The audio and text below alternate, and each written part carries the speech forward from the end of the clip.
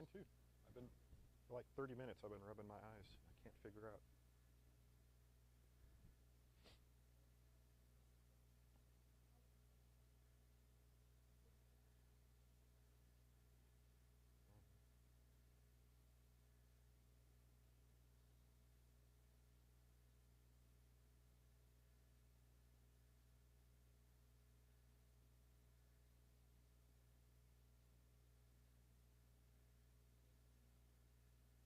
There are some great one-liners in this chapter. It's funny to read it at different times in your life.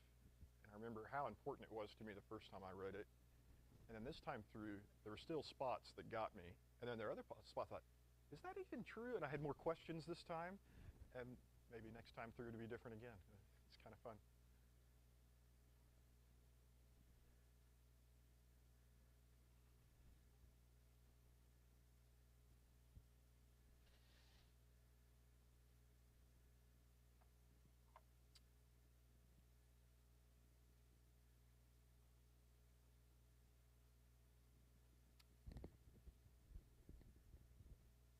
I reckon it's time to start. I don't know if Susan hit play before she left or not. Guess I could just go to Facebook and look and see if I'm live or not. Sure enough, there I am, live, checking my phone to see if I'm online. Mark, in exchange for letting you make snarky comments later, would you say the opening prayer for us? Make it a really good prayer, though, because I've heard some of your comments.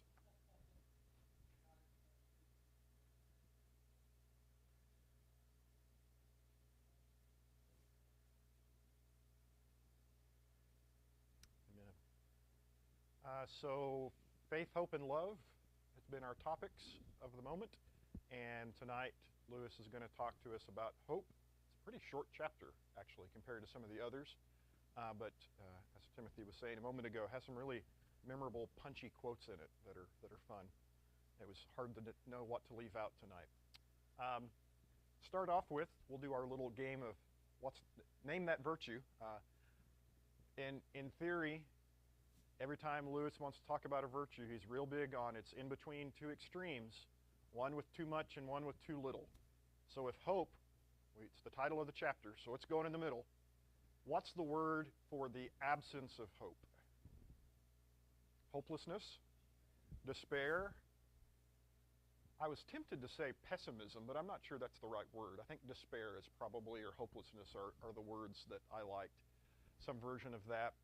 And then what would be too much hope? I know that sounds a little silly, but what would be too much hope? Person who thinks everything's going to come out okay all the time, no matter what. Unrealistic? Huh? Obtuse?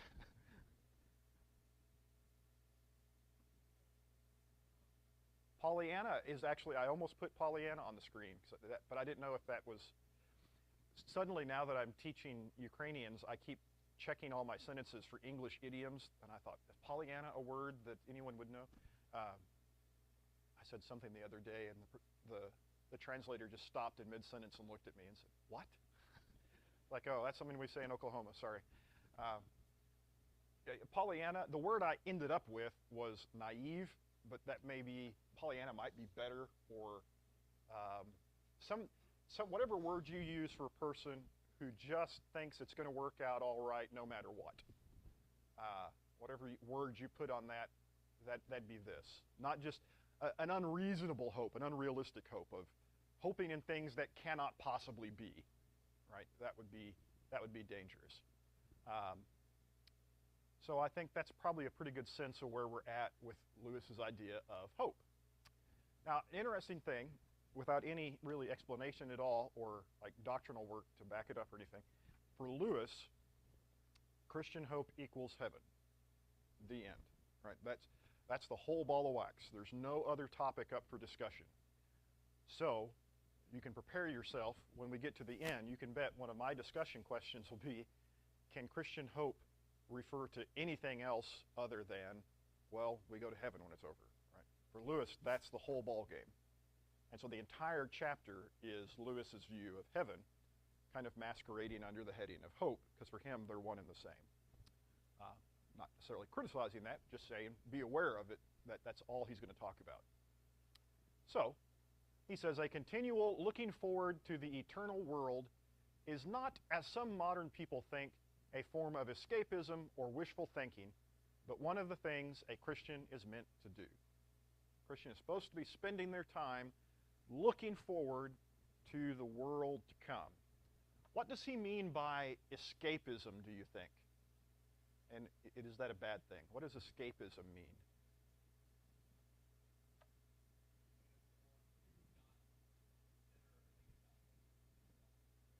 Yeah, as a way to escape mentally or psychologically or emotionally your current problems. I don't want to actually deal with my problems, and so I'll just become fixated on something that may happen in the future or that I believe will happen in the future. We call that escapism. Another form of escapism is people whose kind of surreal hobbies can become escapist, where I'm going to live in a video game world or a movie world or even a book world more than the actual world, so I don't have to deal with my problems. Can Christians fall prey to that? I was thinking of it today, and I was thinking it's definitely possible. I have two songs on the screen. I'm not actually complaining about either, and I'll happily sing them both. But just as an example, when Christians say things like, this world is not my home, I'm just a passing through, or some glad morning when this life is o'er, I'll fly away. You can, if you're not careful, fall into the trap of, I just don't care what's going on right now. Got my ticket punched, I'm out of here, right? As soon as it's over, I'm gone. And I think there's a fair point that it can become, rather than deal with the world as I see it, I'm just going to dream about something else. Is that a real problem? I think it can be. And I don't think when you look at the life of Christ, he lives that way. He sees a hungry person, he feeds a hungry person. Sees a sick person, he helps a sick person. He doesn't say, well, don't worry about it, you're going to heaven. Right? I mean, he does actually address the real, that's not the right word, the physical and material problems he sees in front of him, not just future concerns. So I would say there's a point there. Doesn't mean you have to be that way, but some people probably do fall into that trap. We'll say more about that at the end. So Lewis even acknowledges that can be a problem. He says, I must take care, on the one hand, never to despise or to be unthankful for these earthly blessings, and on the other, never to mistake them for the something else of which they are only a kind of copy or echo or mirage. Because I don't want to be dismissive. God made the world, and he put me here, and he made my body, and he made food. He made pleasure to enjoy. There are things in this life that God made, and I don't want to be so focused on heaven that I'm not grateful for what he's given me right now. That would be to miss forest for the trees, perhaps, to focus on something distant and forget what God's put right in front of you. On the other hand, you don't want to fall so in love with what God's given you now that you can't anticipate what he might have in store for you later. And just like everything Lewis does, it's in between two extremes. Don't be entirely fixated on what you've got now. You got to look beyond that. But also, don't ignore what you have now, because God gave you that too.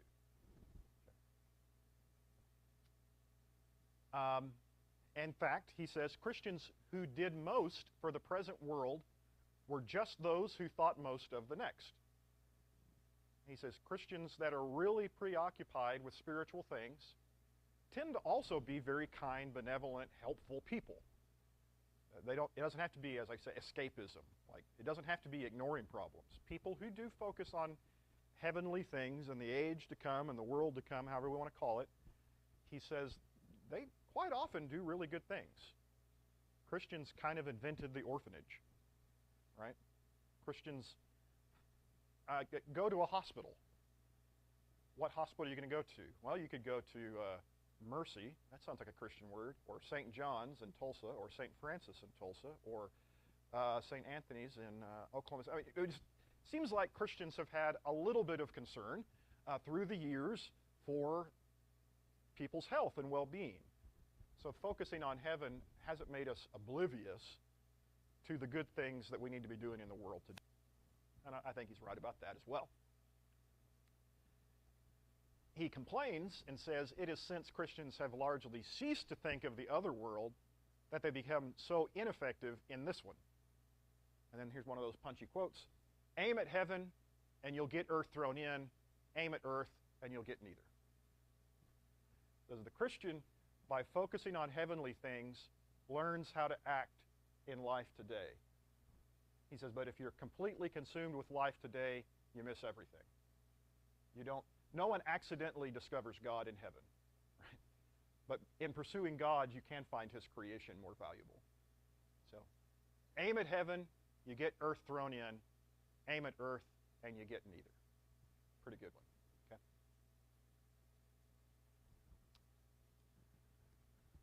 Okay. Then he starts to talk about, how do I know that there is such a thing or a place as heaven? He says, most people, if they had really learned to look into their own hearts, would know that they do want, and want acutely, something that cannot be had in this world. So he starts talking about human desire, and he says, it seems to me that we all want something, and none of us seem to have it. And he says, that might ought to tell us something. He gives some examples of this. He says, the first feeling of falling in love. Now, he talked about love a chapter ago and thought love was pretty great, but he distinguished between the feeling of love and the character trait of love. He says, but that first feeling of falling in love, isn't that great? When you're just swooning over someone, infatuated. He says, that's wonderful. And then you end up chasing that for the rest of your life. Does it last?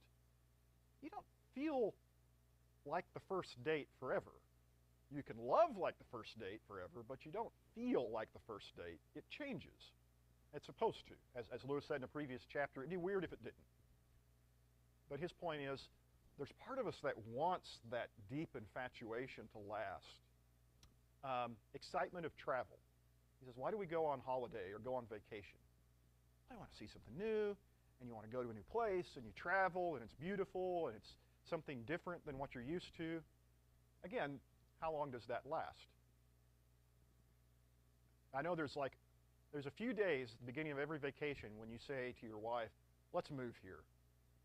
I want to live here forever. And then about a weekend you say, I really miss my bed. It's time to go back. Some of us it's 2 weeks, some of it's 1 day, but eventually the travel fever kind of wears off and you're like, yeah, okay, I've seen this place. But that feeling, that craving for beauty, no matter how beautiful it is, eventually you can't recapture the first time you see it. I love Colorado, and every time I see it, it's like the first time for me. I love mountains. But even that, if you live among them long enough, you get used to mountains. That's crazy to me, the idea that you could ever get used to mountains. But apparently, people who live in Colorado don't just walk around staring at the mountains all day. They have jobs and they go to work and do other things. So they're not like me, I guess. But they get used to it, and it's just another thing that you see. No matter how wonderful it is, you get used to it. The joy of learning. You learn something new and you figure something out, and it feels really cool. It's exciting. But eventually, we all get tired of school. So, okay, I'm done. Thanks.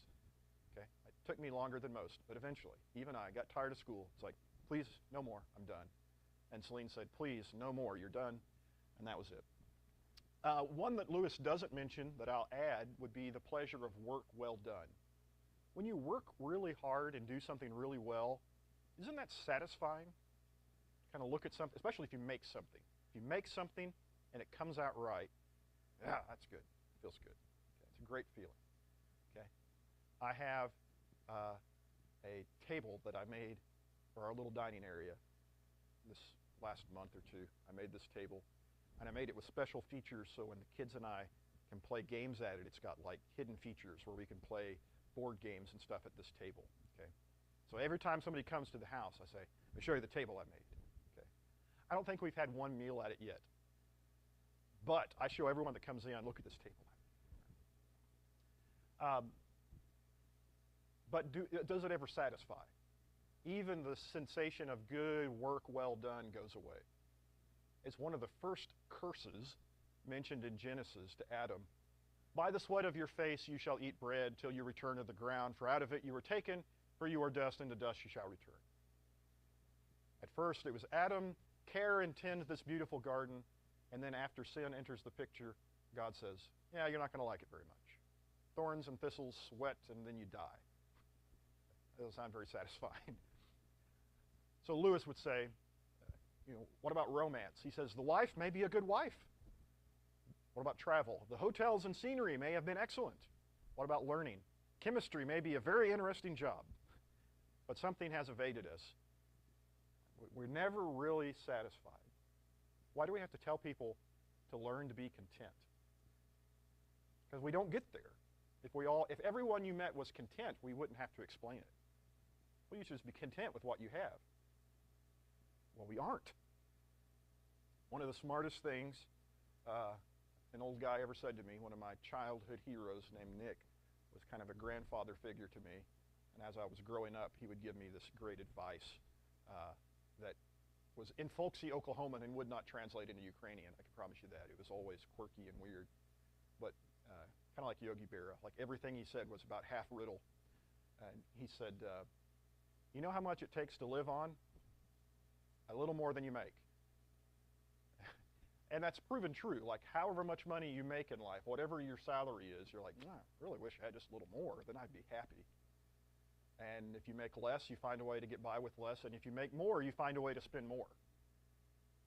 Right? Very rarely does anybody actually practice contentment. So he says, now there's two wrong ways of dealing with this fact and one right one. Well, of course there is, because that's the way Lewis does everything. Right? Two wrong ways, one right in the middle. So how are we going to deal with the fact that we're never happy about anything? He says one way is the fool's way. He says you can blame your object. The reason I'm not happy with food is the food isn't good enough. The reason I'm not happy with my wife is my wife isn't good enough. The reason I'm not happy with my furniture, I didn't really mean that, dear, I'm sorry. You shuffled as soon as I said that, and I thought, here she comes. The reason you're not happy with your furniture is it's not good enough furniture. Not happy with your house, it's not a big enough house. Not happy with the job, it's not a good enough job. Okay, so you blame the object and say, well, clearly, I just have to find a better version of that, and then I'll be happy. Why does he call that the fool's way? It never works, right? You move on to your next wife, and she makes you happy, right? No. You move on to your next sofa, and it makes you happy. Nope. Move on to your next house, and it makes you happy. Nope. Change jobs, and it makes you happy. Nope. And so you go all through life just looking for the next thing because you think the thing is the problem. He says that's the way of a fool. And he says those people, he's not very nice about them. He calls them fools for a reason. Those people are a nuisance. It's constantly moving on to the next thing. They should quit it. He says, but the other thing is to become disillusioned and to decide, well, I'll just grow out of it. This is just the way it is. I'm supposed to sit in an uncomfortable chair, and I'm supposed to have food that doesn't taste good. I'm supposed to dislike my wife, and I'm supposed to hate my house. And that's just the way it is. Maybe young men think things get better, but old men know better. Yes. Not supposed to be happy. Bah humbug. This is the bah humbug view of life. Right? And they would, instead of blaming the object, they'd blame the desires. They'd say, I shouldn't just be wrong to want things. Maybe I shouldn't want anything. Maybe I shouldn't want my food to taste good. Maybe that's what's wrong with me. And so you just stop caring about anything. Lewis points out, you're less of a nuisance this way, but still not happy. Right? You keep to yourself and stop bothering people, but you're not happy at all. You're pretty miserable. And so he says, but supposing infinite happiness really is there waiting for us. Suppose one really can reach the rainbow's end. In that case, it would be a pity to find out too late, like a moment after death, that by our supposed common sense we had stifled in ourselves the faculty of enjoying it. Wouldn't it be terrible if we decided no one can ever be happy about it before we could be happy? Wouldn't that be miserable? He says, I think there's a better explanation. So, guess what? Of course, it's the middle one. He's going to say, the Christian way is this. Creatures are not born with desires unless satisfaction for those desires exists. if you want something, if you crave something, that means there's something out there that could satisfy you. That's his argument. We're going to talk a long time about this one because it's interesting to me. If I find in myself a desire which no experience in this world can satisfy, typo, the most probable explanation is that I was made for another world. He said, instead of saying, I got to find the right thing here, and I can't, or maybe I just shouldn't want anything better, so I don't. He says, what if you want the right things, but you're looking in the wrong place? What if it's beyond this life? What if you're just not supposed to be completely happy now so that you can be perfectly happy later? Okay. This becomes a really famous apologetics argument for the existence of God. And we'll talk about it in a minute because that's my area of interest. But it's Lewis's argument from desire. And basically he says, and this is the long version, every natural desire corresponds to some real object that can satisfy that desire. There exists in me a desire which nothing now known by human experience can satisfy. Therefore, there must exist somewhere something more than what is known by human experience, and that something is God or life with God. Well, is that true? I read some interesting articles today of people pro and con and arguing about whether that's a good case or not. It's kind of interesting. Is this true? Is the fact that I want something mean that that thing exists? Kinda. If I want a unicorn, doesn't prove there's a unicorn. If I want to fly on a white Pegasus, doesn't mean there is a flying Pegasus for me to ride on. But it may reflect something that really is true. I want the thrill of flying through the air. That's a real thing. I want to see beauty in a fantastic creature. That's a real thing. The fact that I made up a unicorn doesn't mean that the point wasn't good. So if you don't get too specific with it, yeah, okay, usually. Anybody here hungry for bugaboo? Anybody have a current craving for bugaboo? No, because there's no such thing. I made it up. Right? You can't be really hungry for something that doesn't exist. Anybody here hungry for chocolate cake? All the time, right? Yeah, it's a real thing. Yeah, got it. Check, right? But based on the pie auction, we gathered that people are actual hungry for things that really exist, and will pay money for it. So, yeah, in general, the point's fair. You want things that you know to exist, or feel compelled to believe exist. When you feel lonely, you want companionship. Even a person who's never really had a good friend wants companionship. It's a real thing. And so that's Lewis's point, and I think it's mostly fair within boundaries. What about this one? Is this true? There exists in me a desire which nothing now known by human experience can satisfy. Is it true that nobody is happy with everything they've got? Is it true that nobody's satisfied? Is there not just like a really happy human out there who doesn't believe in God, who says, I'm just satisfied with everything I got and everything's fine? Pretty much everybody in human history has said, no, I'm not that happy. If you go down through the philosophers of time, I started with Confucius. Great as the universe is, man is yet not always satisfied with it. Right? Confucius, pretty simple guy, liked simple pleasures, but still not happy. Lucretius says, while what we crave is wanting, it seems to transcend all the rest. Then when it has been gotten, we crave something else. Ancient Roman says, yeah, I just keep wanting things. And he didn't want HD television, he wanted a better toga, and yet still couldn't be happy with what he had. Augustine, as is cheating because he's a Christian, but Augustine said, seek what you seek, but not where you seek it. He says, I feel like I'm looking for the right thing, but I'm always looking in the wrong place. And then he prays to God, Thou hast made us for thyself, O Lord, and our hearts are restless until they rest in thee. I just can't be happy except with God. Mark, I was going to put some Jean-Paul Sartre up here as well, but I couldn't find a quote that really was punchy enough. But he was pretty miserable about everything, wasn't he? He wasn't happy about it. So all the way forward to postmodern, whatever ecologists, that no one's happy, my point. Nobody's really happy. Seems like a pretty fair conclusion. It's dim and grim, but it's a fair conclusion about human people. So finally then, we've been talking a lot of C.S. Lewis for 25 minutes. Is this a biblical argument? Is this just something that's fanciful that came out of Lewis's head? Or is this the kind of thing the Bible says? Does the Bible say, you have desires that this world can't satisfy, and so think of another? And the answer is the Bible does say some things that are kind of like that. I'm doing Isaiah right now with the Ukrainians, so I was reading this the other day. This is Isaiah 55:2. Why do you spend your money for that which is not bread, and your labor for that which does not satisfy? Listen diligently to me, and eat what is good, and delight yourselves in rich food. It says, you're wanting something, looking for it in all the wrong places.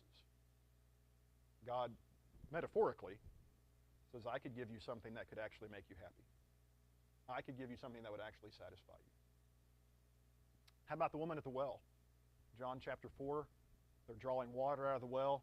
Jesus said to her, everyone who drinks of this water shall be thirsty again, but whoever drinks of the water I will give him will never be thirsty again. The water that I will give him will become in him a spring of water welling up to eternal life. Jesus says, you want the right thing, look in the wrong place. You want water, which is why you come back every morning and get water out of this well. He says, wouldn't it be something if there was water that could make you satisfied forever? And he even calls it eternal life. Okay? Matthew 6:19-21, Sermon on the Mount. Do not lay up for yourselves treasures on earth. Why not?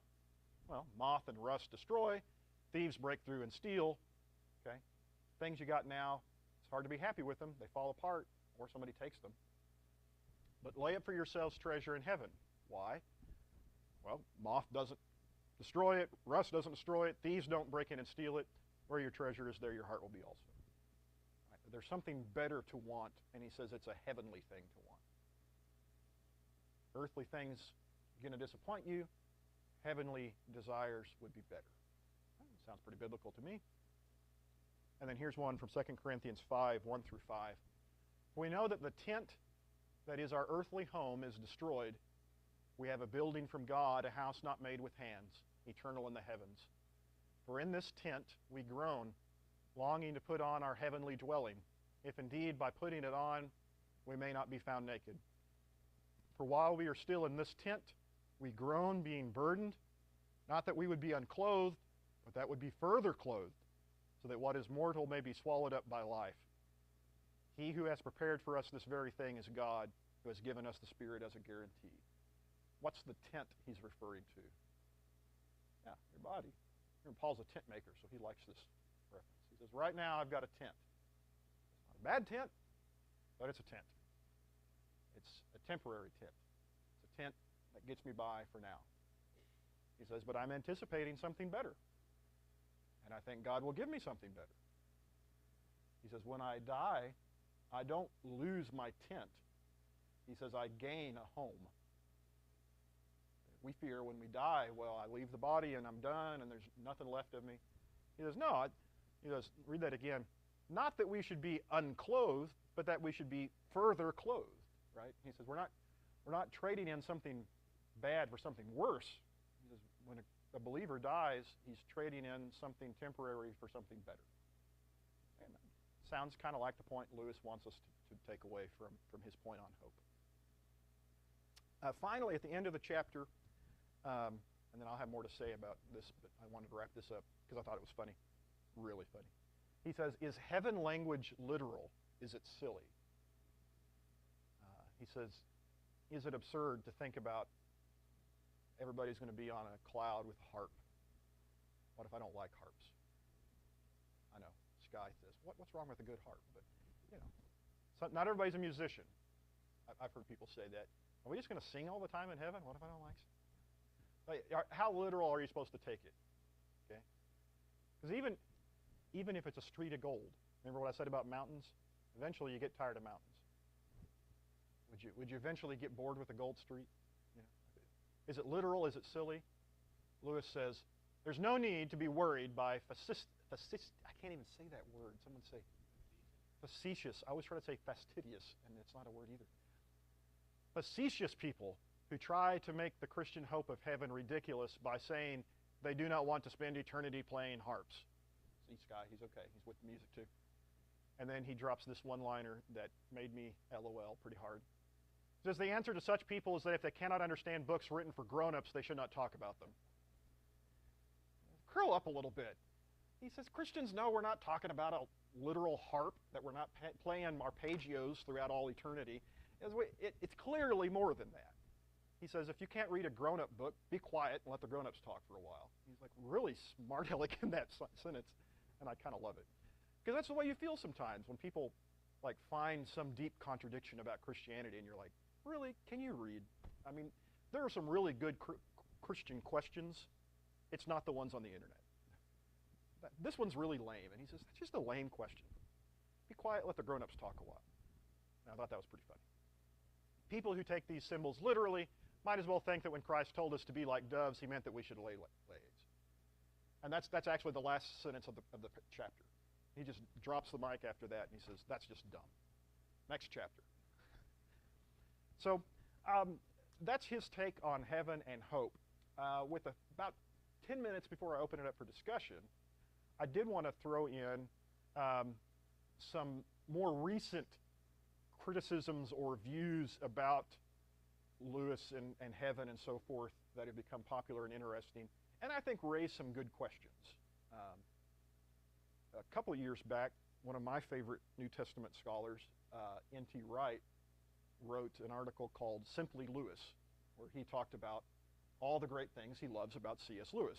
It's a long article because there's a lot of stuff he loves about C.S. Lewis. But then he said, there's one thing about Lewis I just don't get. And oddly enough, it's this chapter. And so I thought I would just share his comments on it. He says, I find Lewis frustratingly fuzzy on heaven and immortality.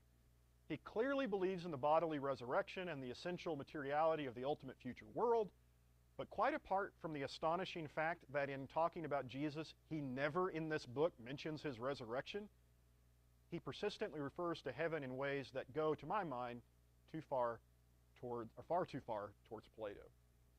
His complaint is, Plato thought of everything was like these perfect ideas just floating in the sky. And he says, sometimes it feels like Lewis just thinks we're going to be like little balls of light floating around numbers and math equations in the sky and this perfect world of ideas. And he says, I just don't get that. And his big point, I think, is just a home run. When I first read this, I went back and reread Mere Christianity. And sure enough, nowhere in Mere Christianity does Lewis ever talk about the idea of resurrection, the idea of a body. It's just, you're here and then you're up there. And he kind of skips that in-between step, which a lot of Christians do. Just, we're here and then we're up there. And yet the doctrine of the resurrection is kind of a big deal. Like, it's the whole gospel. He died and then was raised from the dead. And then what happens to you? You die and then you skip that part. Well, you're raised from the dead and something happens, right? So apparently it's a big deal. And N.T. Wright is really frustrated that Lewis just somehow does the whole bit and never talks about it. He goes on. He tells us that if we aim at heaven, we'll get earth thrown in. We like that quote. And this is not only true but appealing, but he never indicates how this works out. Never engages with the New Testament's picture of the new heavens and new earth, for example, which ultimately makes sense of the whole thing. I simply don't think this is either biblical or helpful, and I fear that those who read Lewis will at this point have their traditional expectations reinforced, or they should have had them undermined. He says, he tells you kind of what you want to hear. We're all going to float off in a cloud. And he said, now, Lewis was a literature guy. N.T. Wright's a New Testament guy. And so he says, you know, there's more in the New Testament than just floating around on a cloud. In fact, floating around on a cloud is actually kind of hard to find in the New Testament. What's really easy to find in the New Testament is you're going to be resurrected from the dead. And so he would want us to say, what if both of these things had a point and Lewis kind of missed it? What if there's something wrong with the things we desire and there's something wrong with our desires and God intends to fix both of those things in the resurrection? That would be Wright's view of it. I'll skip a bit for sake of time. Here's Romans 8, which is Wright's favorite passage of all time. For I consider that the sufferings of this present time are not worth comparing with the glory that is to be revealed in us. Okay? So again, we're agreeing something better lies ahead. For the creation waits with eager longing for the revealing of the sons of God. The creation was subjected to futility, not willingly, but because of him who subjected, in hope that the creation itself will be set free from its bondage to corruption and obtain the freedom of the glory of the children of God. That section right there, that's not talking about we're going to go somewhere else. That sentence says God is going to fix what's broken. And that's a little different spin on it than just like the escapism. I'm going to leave here and go someplace better. He says, the world's pretty messed up and God's going to fix it. I don't know what that means, but Paul seems to think it's important, and he's not even done. We know that the whole creation has been groaning together in the pains of childbirth unto now, and not only the creation, but we ourselves, who have the first fruits of the Spirit, groan inwardly as we await eagerly for adoption as sons, the redemption of our bodies. The resurrection, you're not coming back as Casper. Your body is going to be fixed. There's a resurrection from the dead. And that means something more than just, again, kind of floating around in the sky. And that's interesting. For in this hope we are saved. This is, for Paul, that's what we hope for. It's not something secondary. Hope that is seen is not hope. Who hopes for what he sees? If we hope for what we do not see, we wait for it with patience. Do you see it now? No. But we wait for a day when God fixes things. And that's a different spin on it. And I'll give you one other New Testament passage that does this. Well, that's the Old Testament. I'm going to skip a bit. I'm on an Isaiah kick right now. Let me go to 2 Peter. 2 Peter 3. The day of the Lord will come like a thief, and the heavens will pass away with a roar. The heavenly bodies will be burned up and dissolved. The earth and the works that are done on it will be exposed. Okay? Everybody with me so far? Christ comes back. Heaven burns, earth burns, then what? Since all these things are thus to be dissolved, what sort of people ought you to be in lives of holiness and godliness, waiting for and hastening the coming of the day of God, because of which the heavens will be set on fire and dissolved, and the heavenly bodies will melt as they burn. But according to his promise, we are waiting for new heavens and a new earth in which righteousness dwells. Okay. What we got burns, but we're not floating around in nothingness. He says there's someplace new to go. And what does he call it? Well, new heaven, new earth. Okay. Well, that's a little different than we're used to. My thought is we probably need to think about both. If you only think about the life to come as I'm going to float away on a cloud, get really fixated on that and don't worry about your current situation. Do I need to help somebody with a disease if we're all going to float away later? No, you die. We're all heading off to heaven. Don't worry about it. Right? I'm going on vacation. On the other hand, if you get completely focused on God's going to fix this world the way it is, and I need to fix this world the way it is, you get so wrapped up in current world problems that it's hard to look any further. That there might be some problems you can't fix now. There might be some things that we have to wait. And it really is a new heaven and new earth, not the same heaven and same earth. Does that make sense? Like we're going somewhere better. It'll be a little bit like earth because you'll be there. That's been my long-standing explanation when somebody says, what's new heaven and new earth means? Well, it's not like current heaven because you'll be there. Right? Current heaven, you're not invited. New heaven, you're invited. And it's not like current earth because God will be there. Current earth, we don't let God come down here. Too much sin. New earth, God's there with us. So there's a place where humans and God live forever. Some passages call that heaven. Some places call that new heaven, new earth. But whatever you call it, the point is it's something better that's waiting us in the world to come when the body is raised and we're prepared to be with God forever. Which is why when I preach on heaven, you'll always hear me say the same thing. Don't worry about the geography so much. If God was in Kentucky, that would be heaven, right? The point is to go be with God. And so the Bible gives you just a dizzying array of pictures to give you the sense of there's another place and it's better. And it's where God is. Even the book of Revelation, there's a city 4 square and it has 1 street. Think about that one a minute. A square, draw a map, draw a square city and only draw 1 street in it. There's a lot of people who can't get across to the other side of town. It doesn't make any sense at all. Well, it's not supposed to be a literal town with a literal plot map and a literal street, right? Also, gold would make a terrible street. There's a reason we don't do that, besides the expense. You're not supposed to take it literal, which was Lewis's point all along, right? Don't get carried away with that. The point is, it's something better than you've got. In fact, it's something worth desiring. Okay? I'm going to preach on this in a few weeks, not soon, but in a few weeks, and look at a couple of these passages because I'm curious about them. I won't be quoting C.S. Lewis, but we'll look at some of the New Testament passages because I think it's important to think about what does God want us to dream about when he talks about the world to come. But for now, I promised time for discussion. So here's my questions about this chapter. Number one, did we ever actually talk about hope in the chapter on hope? He gets really quickly fixated on the idea of heaven, which is great. I hope for heaven too. But he never actually tells us, so what is hope?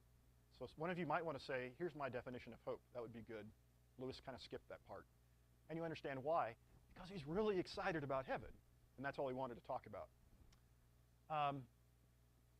Is life in the world to come the only kind of hope Christians can talk about? So when we talk about hope, do we mean heaven? I mean, that is the only hope Christians have. Is there anything else we hope for as a Christian? Good question, I thought. How about this? The Old Testament very rarely talks about going to heaven. Like you can find 4 or 5 passages at most that talk about the idea of a heaven forever kind of place. Did they not have any hope? What did they hope for? If you're the prophet Isaiah, for example, and you don't talk about going to heaven, what did he hope God would do?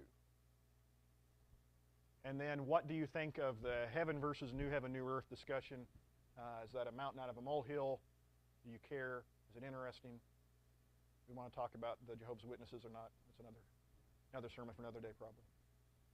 Anyway, what did you think of hope? I'm curious what you thought of that dizzyingly beautiful and frustrating chapter. Anybody hopeful? I leave you hopeless? Very hopeless? Oh, very hopeful. Okay. There's a dangly modifier there. I wasn't sure where you're. Yeah. Okay. I would add to the love and sex. Yeah.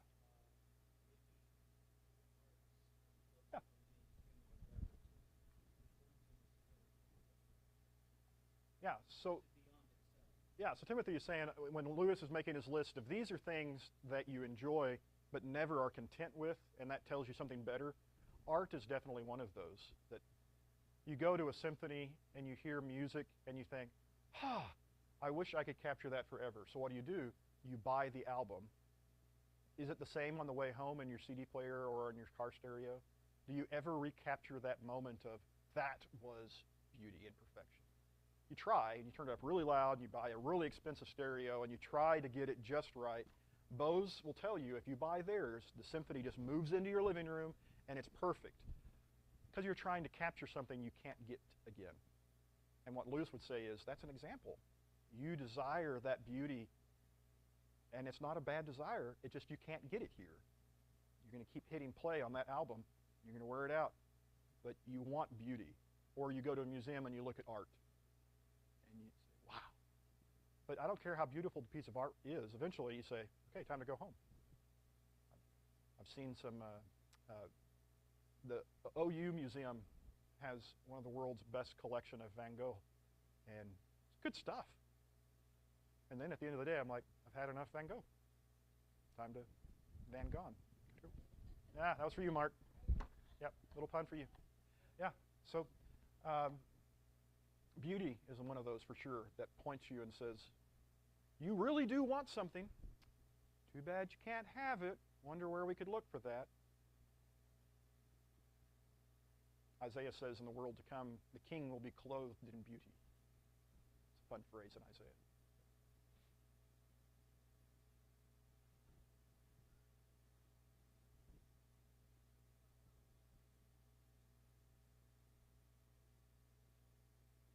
Mm-hmm.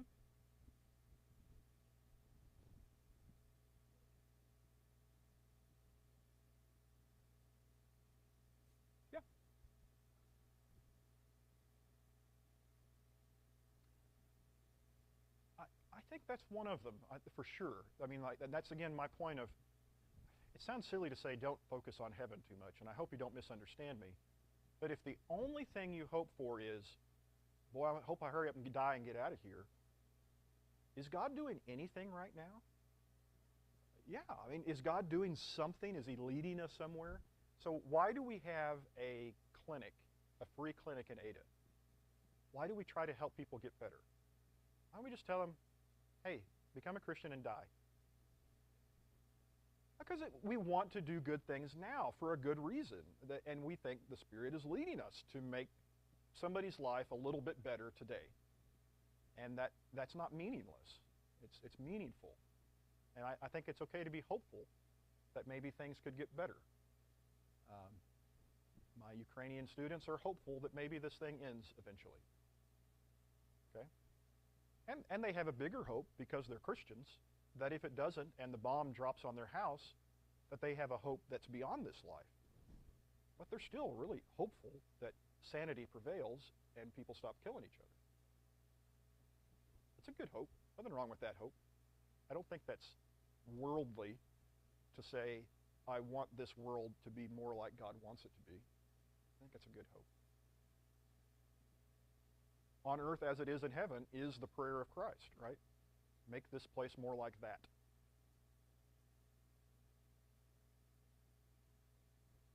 Which is probably the answer to number 3 as well. The Old Testament prophets didn't talk a lot about going to heaven.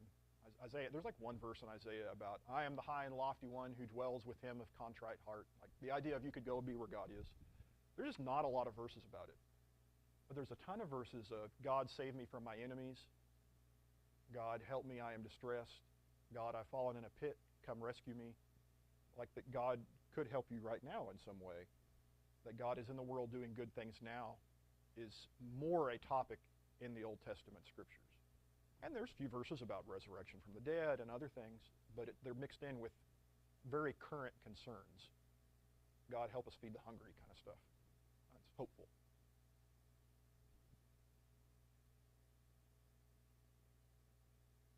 Okay, Mark, you've been warming up for it. I'm ready. I'm ready.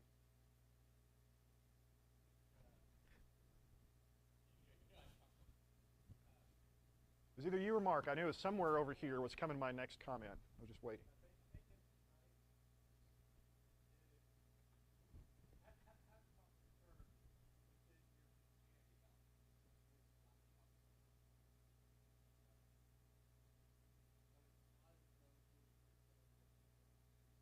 Right.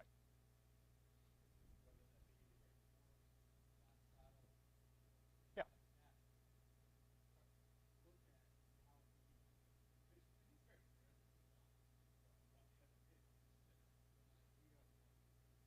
Yeah. Yeah.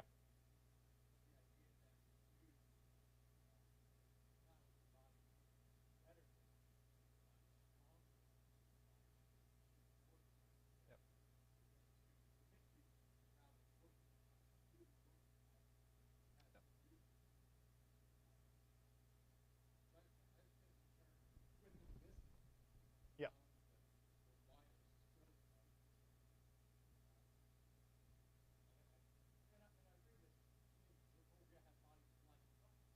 Yeah. Yeah.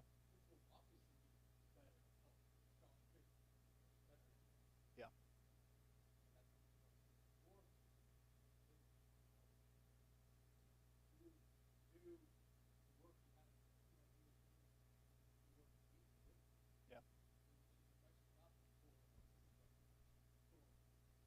Yeah. You know the expression, if you're a hammer, everything looks like a nail? Like if you have a very specific job, that's all you can see. Okay? So Lewis is a fiction writer. He's a literature man. So for him, the idea of let me imagine a spectacular place kind of comes naturally to him, and that figures largely. N.T. Wright is an Isaiah and Romans expert. That's his bona fides. Okay? He has a 600-page book on the resurrection of Jesus. Right? The Apostle John wrote 2 pages. N.T. Wright, 600 pages on the resurrection of Jesus. Okay? So when N.T. Wright looks at the world, all he sees is resurrection, And then Isaiah talks about new heaven and new earth, and Romans talks about new creation. So for N.T. Wright, that's the whole game. Like, that's everything. Everything's a nail. So I think it's not so much that either one of them's wrong. It's just both of them have a specialty, and so they see it everywhere. Guess what? I'm an apologetics guy.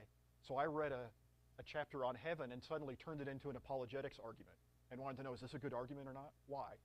Because I'm a hammer and that's a nail. Like, that's you can tend to see the thing you're good at. And that's probably more the issue. I don't think Lewis is wrong or Wright's wrong. I think they both have a niche, and they're probably really good in their niche. And then they look at the other guy and they're like, why doesn't he do what I do? Well, it's because he's not you.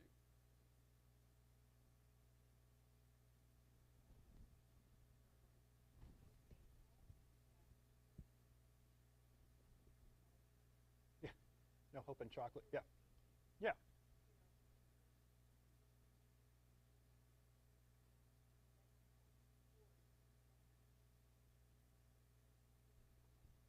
If I look at the world today, I think I'm probably going to agree with Lewis more than I am Wright about which one do we fall into. Do we get too worried about this world or too worried of the next world? There's probably some people who get too concerned with the world to come and forget the problems of today.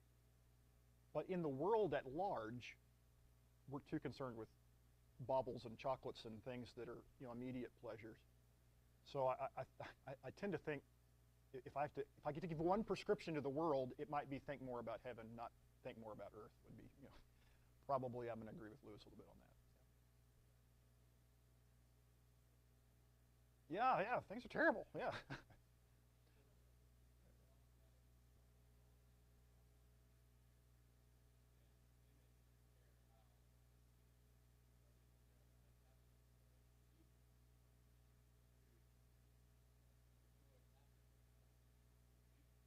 Mhm.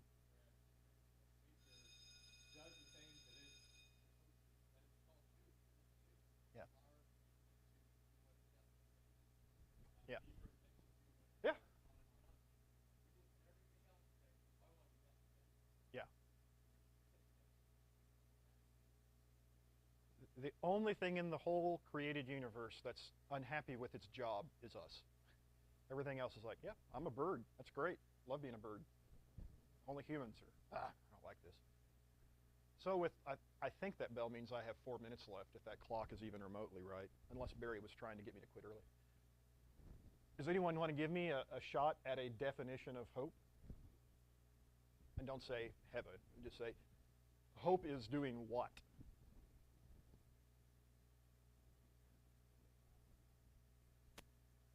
Lois, what did you say? I'm sorry.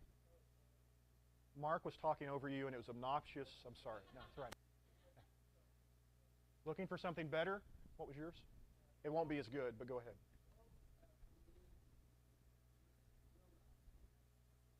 Okay.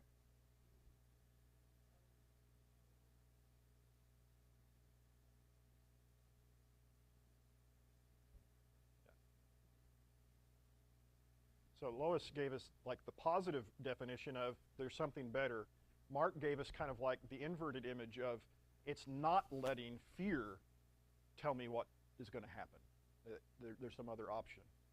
Is hope the same as just optimism? No. Okay. So there's some assurance to Christian hope. Yeah. I do think when non-Christians hear us talk about hope, they hear like wish fulfillment. Like, I hope for Christmas this year I get, and I hope I go to heaven. Yeah, and they kind of hear that use of the word hope as wishful thinking. And I think Christians are saying, no, we're anticipating something. We have this assurance that we fully expect it to come to pass. That's definitely part of Christian hope. We might even be able to describe it, right? Can I give you, I'll end with this since I know the kids are going to start storming the gates pretty soon. And Felicia is hoping that I let the parents go on time. This is 1 John 3, which is my favorite hope passage. Because unlike N.T. Wright, I didn't start out in Isaiah and Romans. My first book I studied seriously was 1 John. So everything to me is 1 John. Anyway. Beloved, this is 1 John 3:2. Beloved, we are God's children now, and what we will be has not yet appeared. But we know that when he appears, we shall be like him, because we shall see him as he is. And everyone who thus hopes in him purifies himself even as he is pure. So he acknowledges some mystery. And this is John, the apostle, who actually saw the resurrected Christ and speaks by the direction of the Spirit of God, wrote books of the Bible, and he says, I'm not exactly sure what it's going to look like, but it'll look like Jesus. And if you can hope in that, it will make you a better person by desiring and anticipating that. That's my hope verse. I didn't include it because I ran out of slides, but that's what I would say. Thanks for all your comments and discussion, and hope I didn't mystify you too much. Hope you still believe in heaven.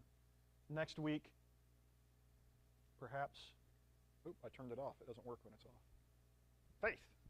Faith, hope, and love. Question number 1, why does Lewis do them backwards? Faith, hope, and love. He does love, hope, and faith. I want to know why. But anyway, that's next week. We'll talk about faith.